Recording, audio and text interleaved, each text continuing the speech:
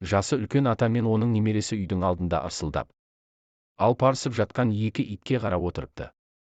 Иттердің біреуі ақ, екіншісі қара.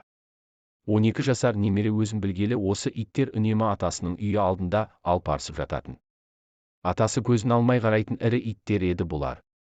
Немере: ата, иттеріңіз соншалықты үлкен, үйіңізді қорғауға біреуі де жетер еді ғой.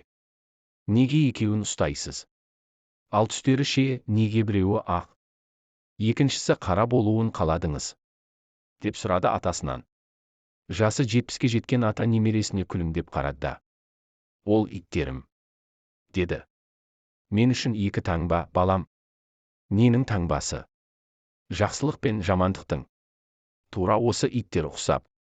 Ішіміздегі жақсылық пен жамандық үнемі күресіп жатады. Иттерге қараған сайын соны ойлаймын. Сол үшін оларды қасымда ұстаймын. Кішкентай бала: күрес болса, онда жеңген мен жеңілгенде болуы керек деп. Қалай ойлайсыз? Осы күресті қайсысы жеңіп шығады екен? Атасы балаға күлімдеп қарап: қайсысы дейсің ба? Балам, мен қайсысына көп тамақ берсем, сол